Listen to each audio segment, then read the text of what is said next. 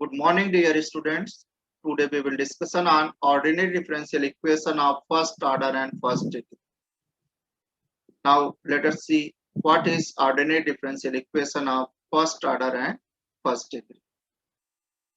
A differential equation of the form d by dx equal to function of xy is called ordinary differential equation of first order and first degree. It is very useful to solve the problem of Newton's law of cooling or modeling of electrical circuit. Okay.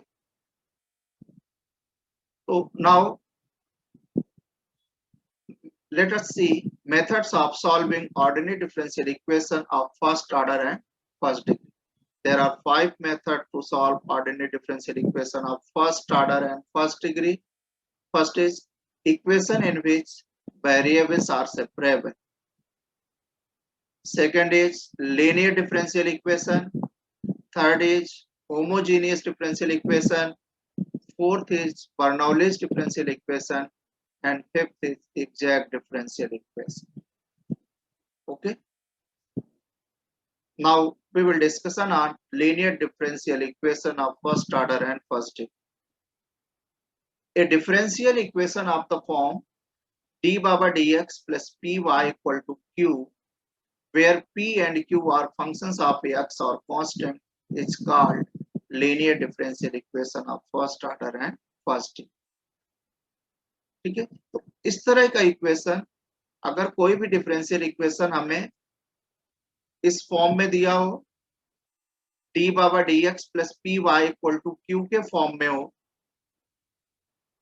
जहां पर p और q are functions of x, ये या तो x के function हो और या क्या हो, कांस्टेंट हो, तो इस तरह का फॉर्म गिवन डिफरेंशियल इक्वेशन का लीनियर फॉर्म बोला जाएगा. राइट.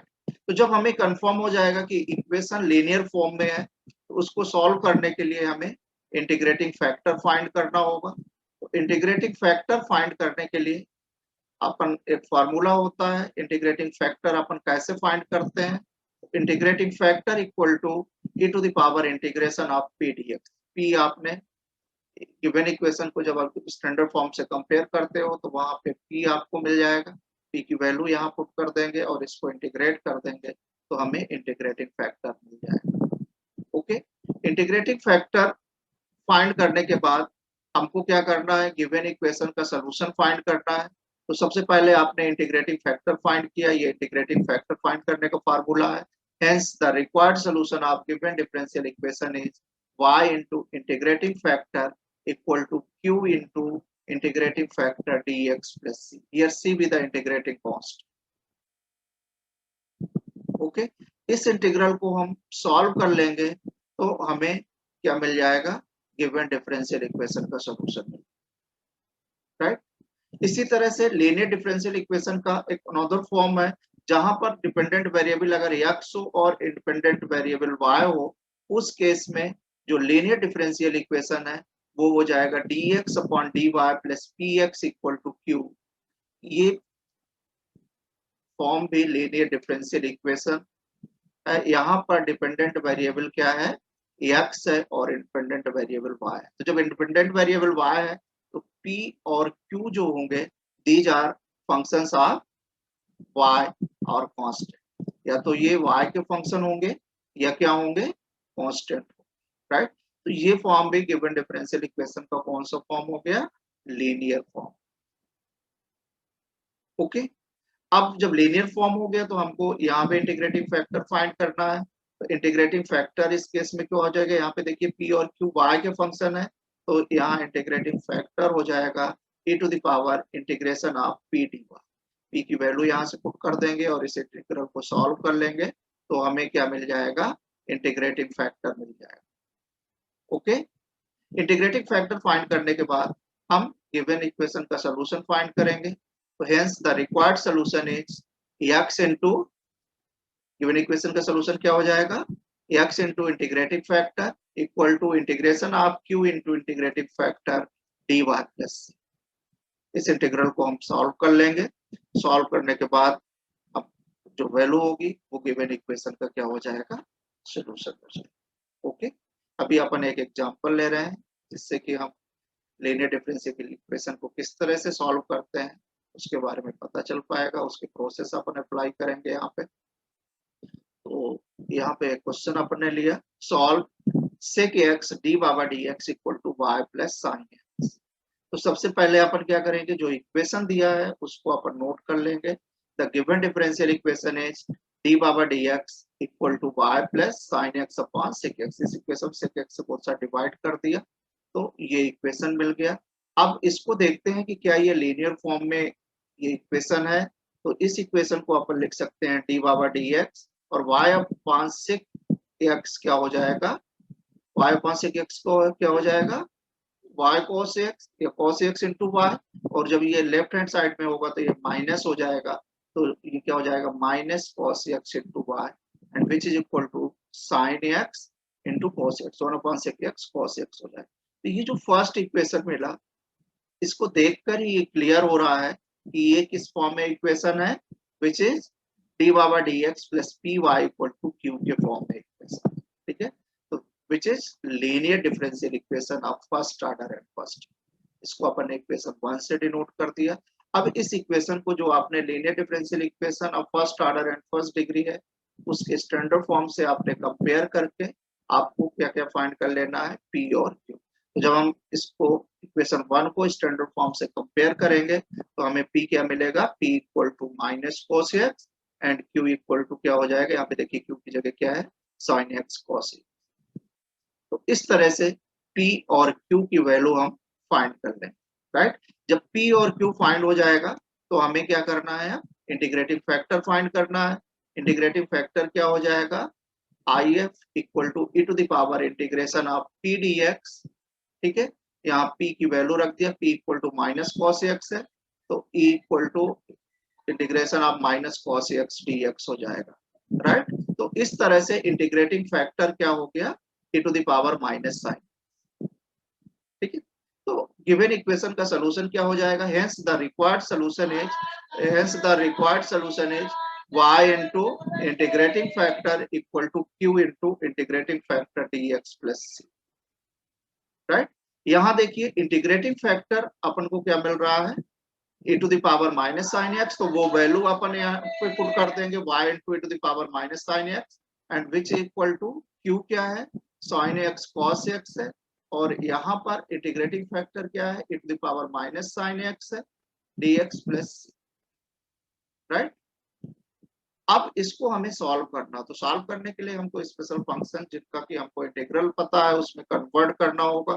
ठीक है, तो यहाँ पे देखिए अपन क्या करेंगे, यहाँ पे साइन एक्स को अपन ने टी एज्यूम कर लिया, साइन एक्स को अपन ने क्या ले लिया, sine x equal to t. ठीक है, तो एक्स के रिस्पेक्ट में जब हम इसको डिफरेंशिएट करेंगे टी के रिस्पेक्ट पे तो यहाँ से cos x dx equal to क्या हो जाएगा, dt हो जाएगा, राइट। इसका इंटीग्रेशन करते रहना है तो cos x dx equal to क्या हो जाएगा, dt हो जाएगा, राइट।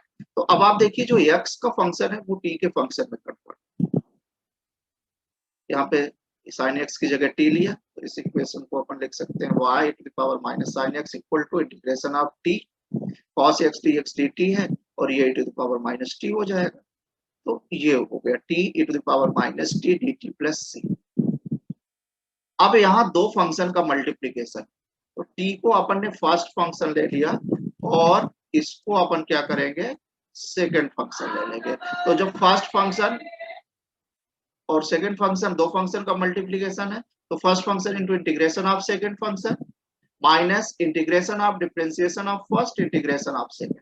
तो यहाँ पे देखिए first function into integration of second, second function का integration minus T to the power minus T हो गया तो ये हो गया minus T to the power minus T minus integration of differentiation of first, t का डिफरेंशिएशन 1 और e to the power minus t का integration minus to the power minus T हो जाएगा, माइनस माइनस प्लस हो गया, again e to the power minus t को integrate करेंगे तो minus e to the power minus t आएगा, तो यहाँ पे ये minus e to the power minus t plus c, right.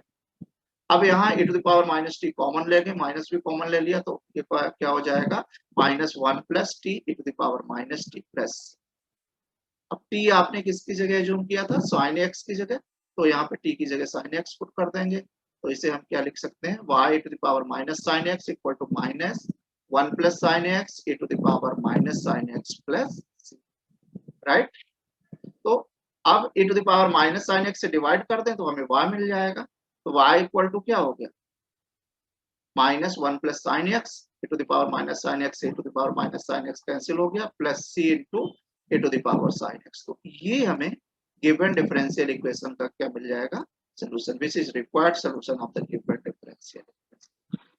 ठीक है, तो इस तरह से अगर हमें फर्स्ट ऑर्डर और फर्स्ट डिग्री का इक्वेशन दिया है और वो लीनियर डिफरेंशियल इक्वेशन के फॉर्म में है, तो आपको मैंने प्रोसेस से बताया कि सबसे पहले आप उसको स्टैंडर्ड फॉर्म से कंपेयर कर दोगे, कंपेयर करने के बाद p और q फाइंड कर लोगे, फिर आप इंटीग्रेटिंग फैक्टर फाइंड कर लोगे। इंटीग्रेटिंग फैक्टर फाइंड करने के बाद आपने जो कंप्लीट सोल्यूशन के लिए इक्वेशन लिया है, वो इक्वेशन क्या है, the required solution is y into integrating factor equal to q into integrating factor dx plus c। इसमें आप वैल्यू पुट करके इस इंटीग्रल को इंटीग्रेट कर लोगे और सॉल्व कर लोगे तो आपको रिजल्ट, ठीक है।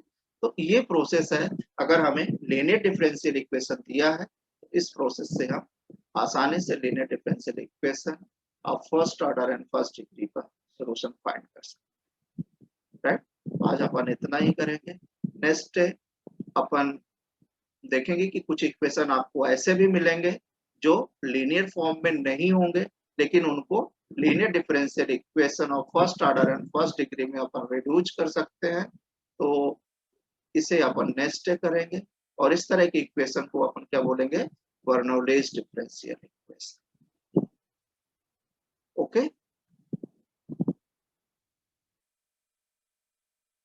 इस तरह की इक्वेशन क्या हो जाएंगे, बर्नौलीज डिफरेंशियल इक्वेशन हो जाएंगे, ठीक है।